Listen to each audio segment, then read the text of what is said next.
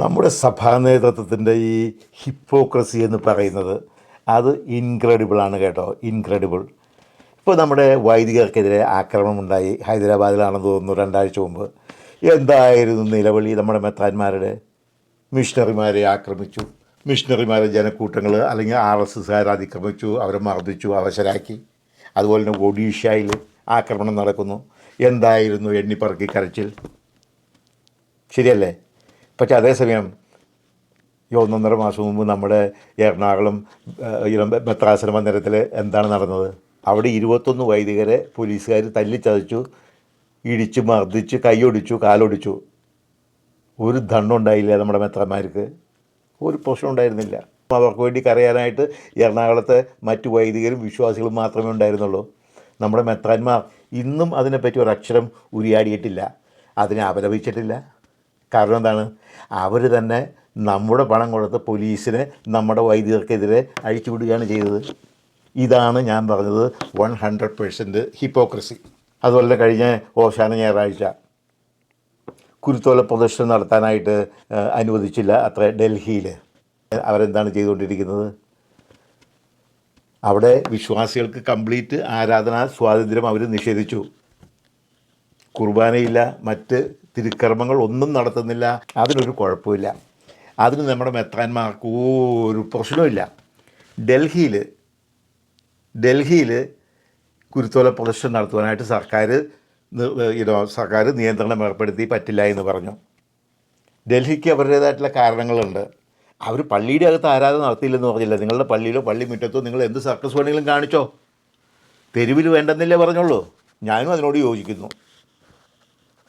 അപ്പോൾ ഞാൻ പറയുന്നത് ഈ ഒരൊറ്റ സംഗതിയെപ്പറ്റി അവിടെ ഗവൺമെൻറ് ഒരു നടപടി എടുത്തപ്പോഴത്തേക്കും എന്താണ് ബഹളം, എന്താണ് അപലപിക്കൽ? പക്ഷേ ഇതൊന്നും നമ്മുടെ ബസിലിക്കയിൽ ചെയ്യുമ്പോഴത്തേക്കും നമ്മുടെ ബിഷപ്പുമാർക്ക് ഒരു പ്രശ്നമില്ല. ആർക്കും അതിനെപ്പറ്റി പറയാനായിട്ട് ആരുടെയും നാവ് പൊങ്ങുന്നില്ല. ഇതാണ് ഞാൻ പറയുന്നത് ഈ ഇരട്ടത്താപ്പ് നയം, ഇരട്ടത്താപ്പ്. അപ്പോൾ അവർ ചെയ്യുമ്പോൾ എല്ലാം RSS ചെയ്തു അല്ലെങ്കിൽ BJP ചെയ്തു എന്നുള്ള ആരോപണം.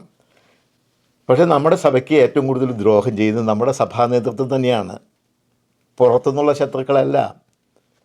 താഴത്തും അതുപോലെ തന്നെ വരാൽത്തോമയും എപ്പോഴും പറയുന്നൊരു സംഗതിയാണ്, നമ്മുടെ സഭയെ നശിപ്പിക്കാനായിട്ട് ബാഹ്യശക്തികൾ ഗൂഢാലോചന നടത്തുന്നു സഭയ്ക്കെതിരെ. നമ്മുടെ സഭയെ നശിപ്പിക്കാനായിട്ട് ഒരു ബാഹ്യശക്തികളും സുഡാപ്പികളും ശ്രമിക്കുന്നില്ല. നമ്മുടെ സഭയെ നശിപ്പിക്കുന്നത് നമ്മുടെ സഭയുടെ അകത്ത് തന്നെയുള്ള നമ്മുടെ സഭാ തലവന്മാരാണ്. അല്ലാതെ മറ്റു മതസ്ഥർ നമ്മെ ഒന്നും ചെയ്യുന്നില്ല. ആനുകാലിക സംഭവ വികാസങ്ങൾ നിങ്ങളൊന്ന് അവലോകനം ചെയ്ത് നോക്കൂ സുഹൃത്തുക്കളെ.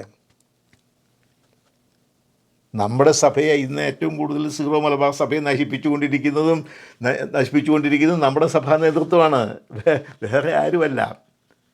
അപ്പോൾ എൻ്റെ വലിയ പിഴ ചെല്ലുന്നതിന് പകരം മറ്റുള്ളവരുടെ തലയിൽ കുറ്റം ചാരിയിട്ട് പഴി ചാരിയിട്ട് യാതൊരു കാര്യവുമില്ല. നല്ലൊന്നാന്തരം ഒരു ബസിലിക്ക അവിടെ തുറന്നിട്ടിട്ട്, നല്ലൊന്നാന്തരം ബസിലിക്ക നല്ലൊന്നാന്തരം ബസിലിക്ക നമ്മുടെ എറണാകുളത്തുണ്ടായിട്ട് അവിടെ ഒരു കുർബാന അർപ്പിക്കാനോ തിരുക്കർമ്മങ്ങൾ നടത്തുവാനോ നമ്മുടെ സഭാ തലവന്മാർ തന്നെയാണ്, സഭാ നേതൃത്വം തന്നെയാണ് അനുവദിക്കാത്തത്.